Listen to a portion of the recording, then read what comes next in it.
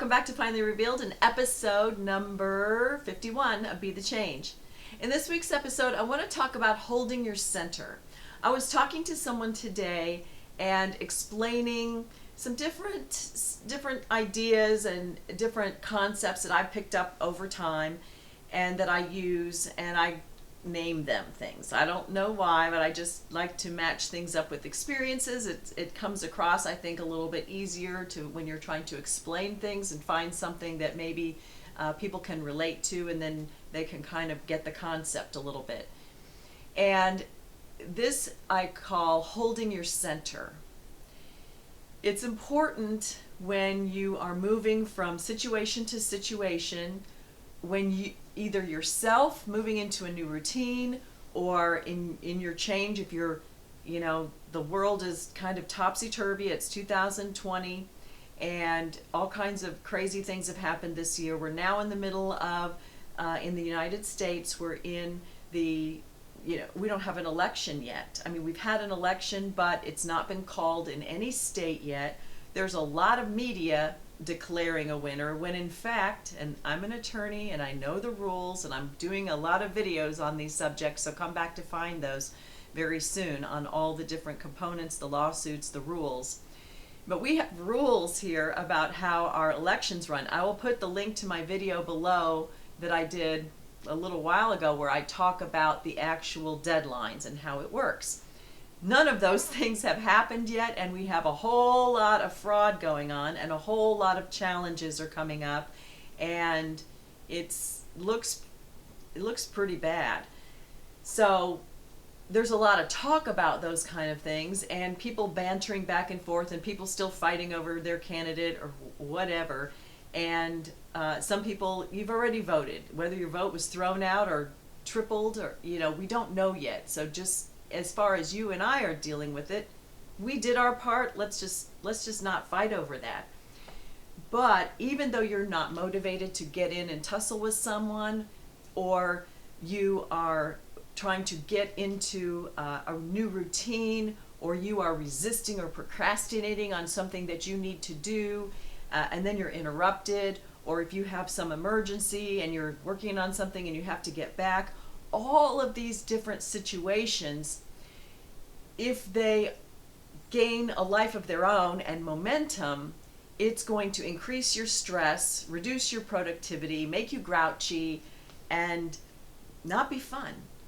So what I have developed for myself is a pattern of, and this took a while because I am a go person, and it took a while for me to get this going. So be patient with yourself. Just think about this and adapt it for however it might work for you. But it's kind of like tennis. Now I took some tennis lessons. That's not a, don't worry, I won't be giving you videos on that. I was more of a racquetball player, and I had the wrist, and so that doesn't translate over tennis very well. But anyway, we've all seen a tennis match at some point. And if you watch what happens, whether it's singles or doubles, what happens after that particular game, when they hit it, not the whole match, but the point, they go back to the center, or they go back to they reset to their positions. When I write contracts, this is what I was telling somebody today, when I write contracts, I don't, and when I'm teaching other attorneys how to write contracts, we have a template that we use, and it's a guide, but we work from there to negotiate with the other side, and then when the contract is finished, Mr. XYZ or Miss ABC have their finished product for their deal, their transaction, whatever, their contract. Then when Mr. 123 and Miss 456 come in and they want a contract, I don't go back and use the one I just did, because that one's all been chewed on and it's been negotiated, and it pertains to what happened over here. These people, I need to back up and start again with my big framework.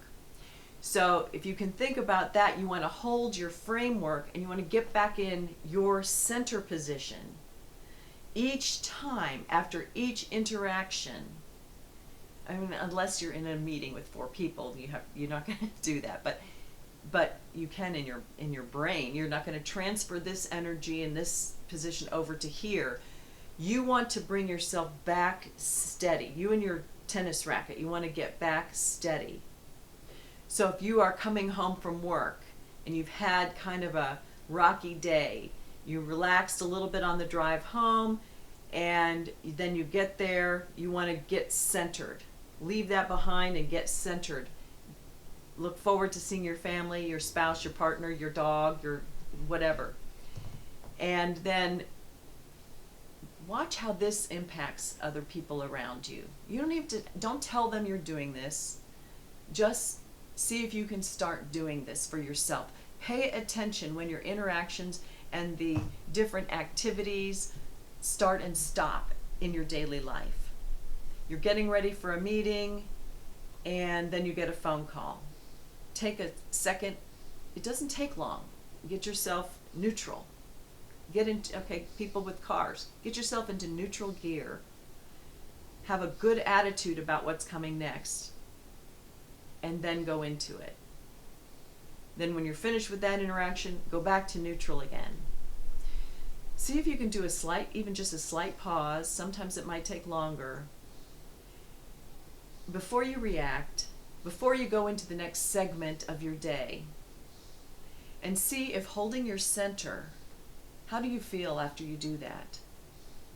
And how do the people around you react? I think this will rub off on people, especially if they're around you quite a bit. But I know it's going to make you feel better. So I hope it helps. So if this was helpful, give me a thumbs up, leave any comments or questions below, subscribe to see the other videos, share this with someone who it might benefit, and come back and see me next time. Thanks for watching.